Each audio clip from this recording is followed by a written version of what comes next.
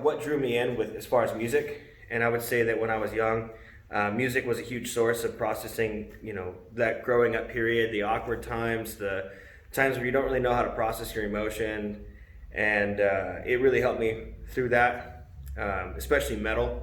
As I got older and older, metal really seemed to be there for me when I needed it.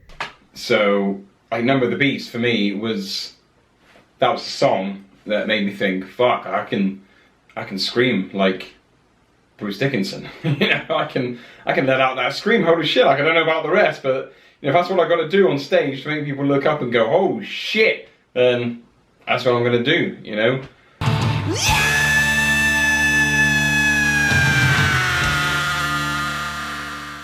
Like I say, Bruce Dickinson very much for me is kind of the catalyst that made me enjoy that type of singing. Yeah, yeah, yeah. Hello, be thy name. Yeah, yeah, yeah. Hello, be thy name.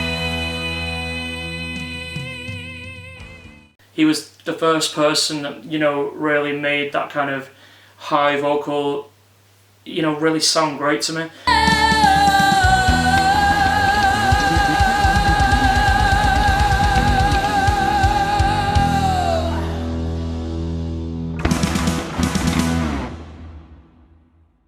My heroes were guys like, obviously, Eddie Van Halen, Steve Vai, George Lynch, Warren DeMartini, and in particular a guy called Vita Bratta from White Lion, and his kind of style really, I try and use as much of it as I possibly can, with the sort of tap bending stuff. What I mean by that is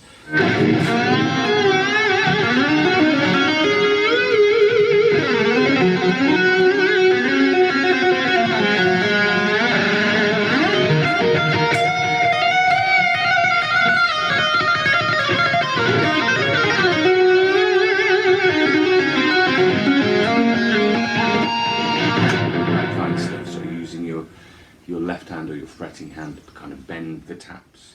Hi guys, Liam from Hell's Addiction here.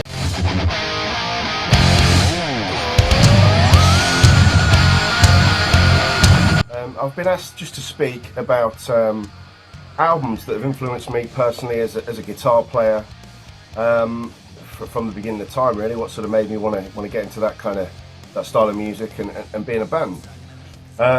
So we'll start where every good story should start, and that's with, this is in no particular order by the way, but that's with Guns N' Roses, Appetite for Destruction. The epitome of a rock and roll album for me, really. The sound, the attitude, the songs, say no more. I mean, that hit me as a sort of 13-year-old teenager, and that's when I knew what I wanted to do. I was pick up a guitar and form a band. So that's why Appetite's in there. I don't think there's any other reason, really. Don't need any other reason. It was one of the all-time greatest rock and roll albums to ever grace the planet, really. So that's Appetite. Another big one for me, AC/DC. You can pick any album, really. But Power Age was the one that did it for me. I think that was the pinnacle of the recording, songwriting, playing. Obviously, you got Bond singing. What more could you want? So that's AC/DC.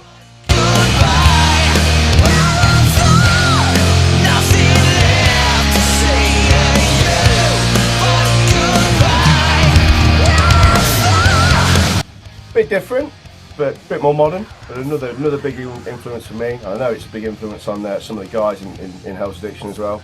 Poets of the Fall, Jealous Gods, just ridiculously good musicians. Great singer, great songwriters. Absolutely brilliant band. Definitely worth going to check out if they come across the pond, which they do occasionally. So go and have a look at those guys, definitely. A couple of the little bits. Skin. Neville McDonald, Mike Gray, not together anymore, but I think their self-titled album was fantastic. There's some great songs on. I think Neville's an amazing singer, and Mike's a great player. What else we got? Let's have a look. I'll leave you with a couple of others.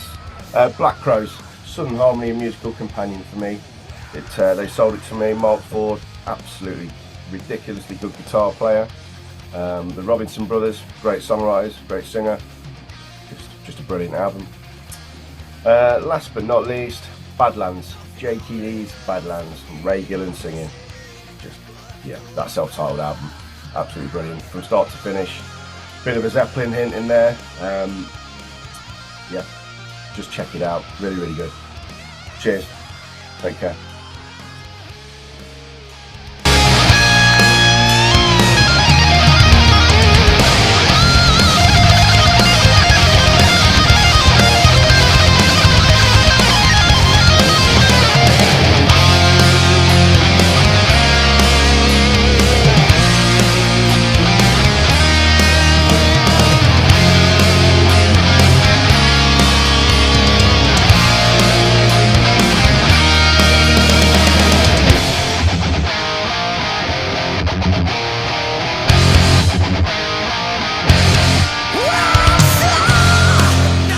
Yeah, Ronnie James Dio for me was very much the person that made me want to sing, and I very much base a lot of the stuff I do vocally around Ronnie James Dio. He's a massive inspiration, and I just always thought he was, you know, really special, as I'm sure most people did. I just thought that he stood out a mile amongst his peers in terms of his vocal technique, his vocal ability, and just as how he came across as a human being as well. Like he was just on another level to everybody else, and you know, everyone looked up to him. He was just a very different singer. He was a metal singer, but he had this great bluesy soul to his voice as well. He wasn't just hitting high notes for the sake of it. And you know, you try and sing a Dio song and see how good of a singer you are. I've seen many a Maiden cover, many a Judas Priest cover, and you know, Dio covers, it's always like, wow, you've got to be good to tackle a Dio song. You've got to have some great pipes, because there's just something a bit special about Dio. He is one of a kind, once in a generation kind of singer.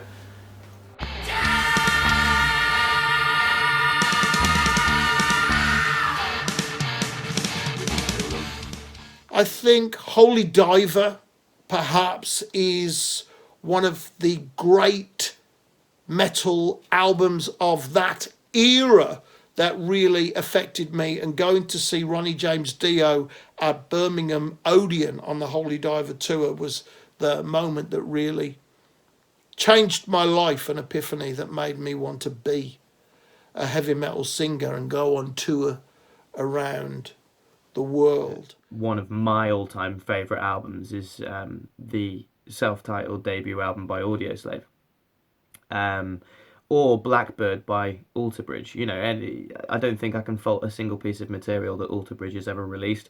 Same with Shinedown, same with Blackstone Cherry, same with Audioslave. So even Aerosmith as well, in all fairness. I can't fault a single piece of music that Aerosmith's ever brought out. So it's one of those, so finding a favourite album is a very difficult thing to do. My favourite album is 1978, Power Age. My favourite album of all time. I'm really a big fan of their bluesy era. This is during the Bon Scott days. God rest that man's soul. What a legend. But no, this is a fantastic album, you know. It's pretty cool. You know what I mean? Pretty cool inside. No, it's got some great tracks on it. It's really, really bluesy. Rock and Roll Damnation, Down Payment Blues, one of my all-time favourites is Give Me a Bullet to Bite. But my favourite track they ever wrote was Gone Shooting. It's not a big well-known AC/DC song. If you don't know it, please give it a listen. It's track number 7 on this album. I promise you will not be disappointed. My first band was Quo, and I'm not talking, you know, Margarita time. You know, I'm On the Level was my first album. So kind of, you know, got into that stuff. On the Level, by the way, still brilliant. You want to go and check that out. And so we were all sort of finding our own route. You know, it was kind of Quo, Rainbow, Priest. You know, all those bands became pretty important for me. When my mom hears Mr. Crowley or any of those songs, even now after 30 years, 20 something, so she still remembers those songs because I used to practice those a lot, and you know, moving the needle on the vinyl, you know. So or a bit later with scrolling from CD. So it was a bit slower. There was no internet, nobody was teaching, or there was no tablatures that available. So you had to figure things out by yourselves. And that solo, Mr. Crowley solo, which is I think one of the, if not the best solos of all time, that took quite a while me to figure it out and learn. But now I can play it in my dreams.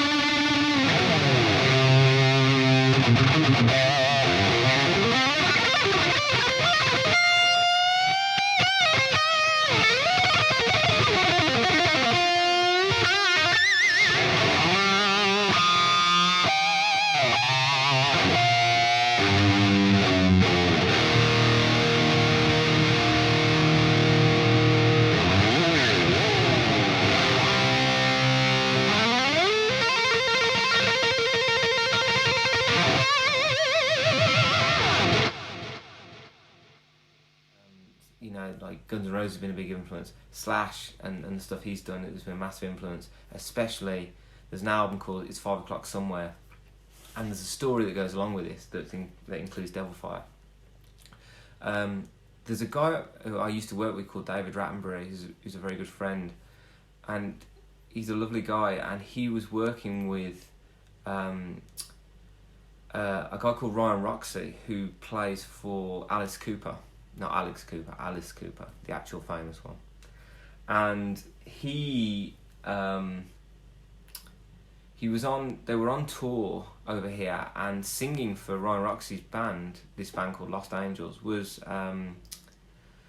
Eric Dover, who was the singer on the first Slash's Snake Pit album, It's 5 O'Clock Somewhere. Now this album was what Slash did after Guns N' Roses split up. It was the first album he did, and it's a fabulous album. It was a big influence on me when I was a kid and growing up. And through Dave, I got to meet Eric at a gig, because they were overdoing some gigs, and Dave just was so lovely. He just said, come along and meet him. And I said, I don't want to be any really fanboy and all that. And he was like, no, come along and meet him. And I was a big fanboy. And he said, come along and meet him. So I did. And we got talking and all the rest of it. And I mentioned that there was a track that we were doing on the new Devil Fire album that required another vocal. And he was like, oh, send it over, I'll have a look at it. And so I did, and then he would, like, before I knew it, Eric Dover from Slash's Snake Pit was singing on one of the Devil Fire tracks. And I still can't get over it. I mean, that was a really good day. So I have to thank Dave for setting it up, because without him it wouldn't have happened. But yeah, really, really awesome. So Marillion were probably my biggest influence, not particularly heavy, but when it comes to being in a band and falling in love with music and being a vocalist and a lyric writer, then, you know, he's probably he is my number one influence.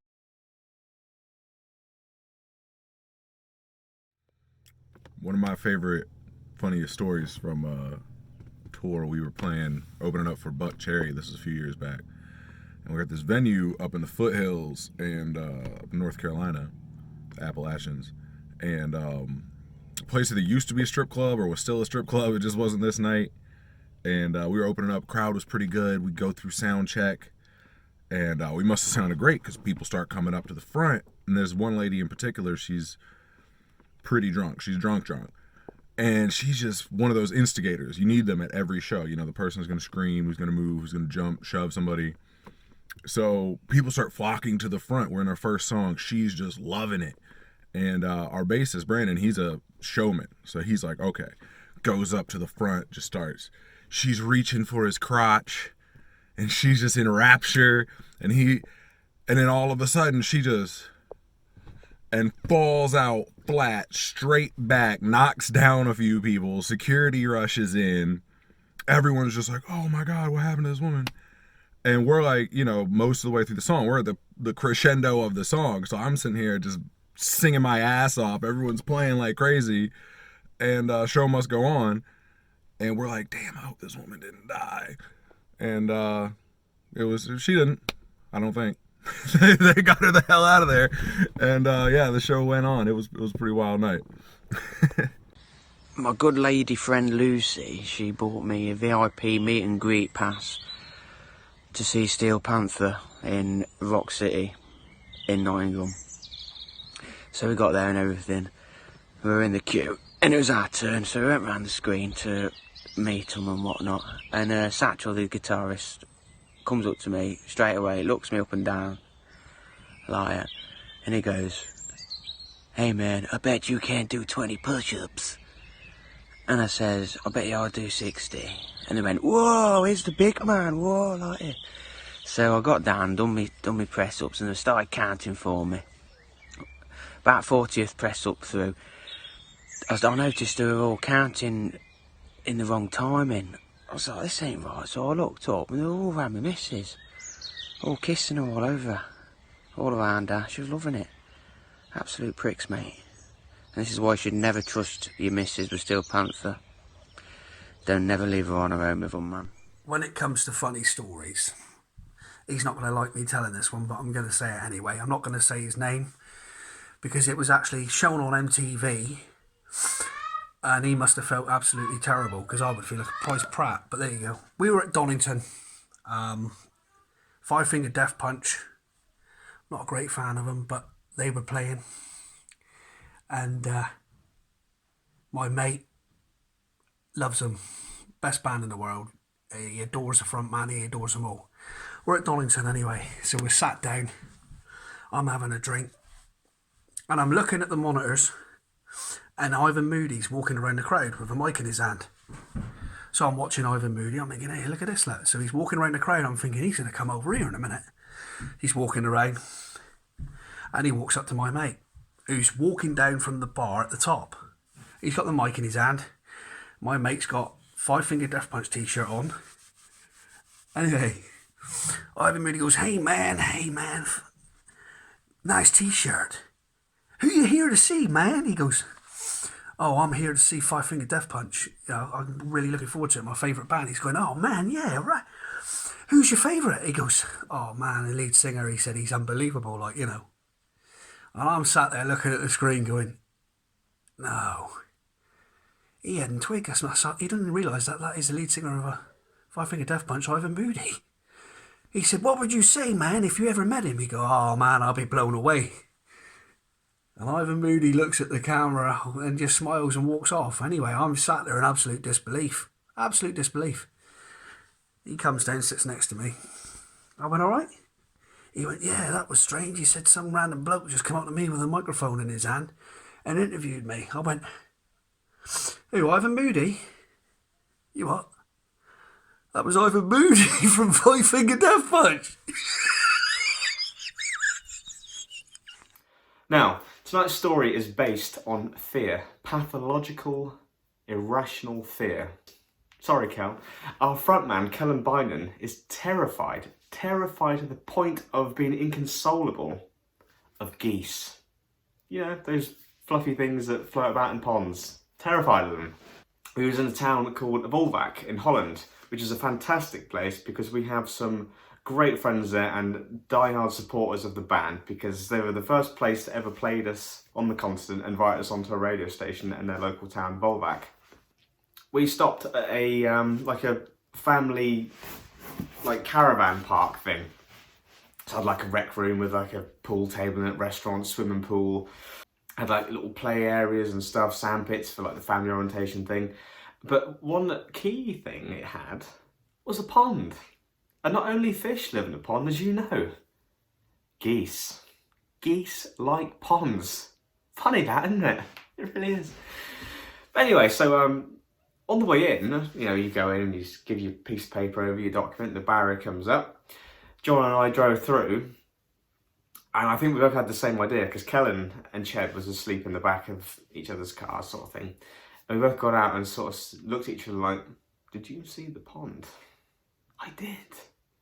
He's scared of geese. There was a few in there as well. So we didn't mention it to him. We thought, well, we've got to perform tonight and we don't want him rattled. He's got to get out there and do his thing. So we went the long way round to our accommodation, got our bags in, settled in, cup of tea, as you do. Then a few hours later, pack up, mosey off to the show, get down there, sound check dinner, you know, the whole thing. Anyway, the show goes off without a hitch. We met some friends there which we hadn't seen since the year before, when we headlined a little festival called Volokstock.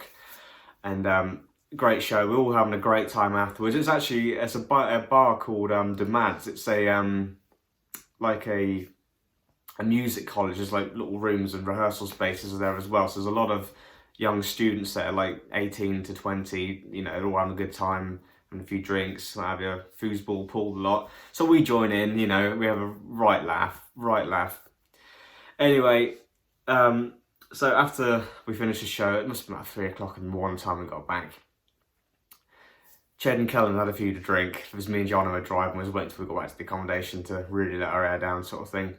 And so Ched marches off into the night, his bass in one hand and his head in the other.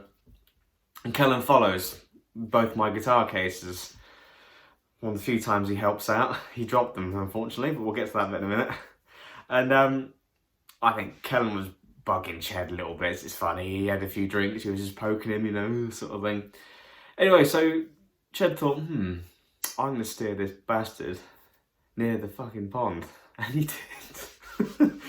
So they're marching towards the pond and Kellen follows. He's on the wires. It's pitch black. He can't see nothing. And obviously he wants to follow Ched. He's getting under his skin. He's trying to bug him a little bit. To the point where I think Ched had enough of it. And he sort of basically put down his bass and his head. And he goes to wade into the pond to pick up a live goose to sort of put between himself and Kellen. Now, sadly, we weren't there to see it, but we heard the commotion. All you heard was a lot of and all the flapping, and we just saw Kellen bolting towards the car park, just sort of thing. And I said, where are my guitars? He goes, fuck your guitars, there's geese out there. Oh dear God, he was shaking like a leaf. The whole walk back to the accommodation, Kellen is just like walking, looking over his shoulder. He's hiding behind us. He's like, guys, I can't do this. If they're near the accommodation, I got to sleep in the car. God, that guy and geese. We were playing another gig, same city, different venue, about a year later, and again, I was having a nice little jump up on stage on a stage box, and rolled my ankle and fell backwards, missing the drum kit by quite literally 1 or 2 inches.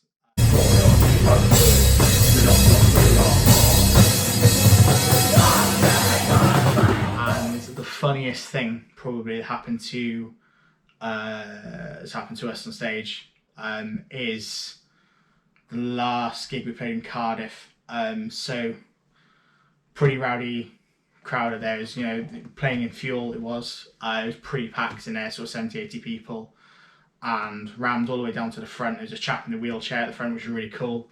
Come back to that in a second. And this guy takes his t-shirt off in the front row, starts waving it around, gives it to me, I wave it around, put it over John's mic stand, acting like a bra, because obviously we don't get bras thrown at us because no one wants to give up their personal stuff. But that's cool anyway. Cool t-shirt, happy days. Next thing I know, guy in a wheelchair is leaning forward, giving me his prosthetic leg. and wave up on the last song. That was quite cool. So I was waving prosthetic leg for the last part of the song above my head. I don't think I'll ever get anything as like ridiculous as that. That was pretty insane. It was pretty cool. We played in Sala Palatuli, and it the promoter walked in and to the dressing room after we'd had a precarious sound check anyway, and nothing was going according to plan, and he walked in and went, "Yeah, the band before you, they can't perform because the desk, their sound desk has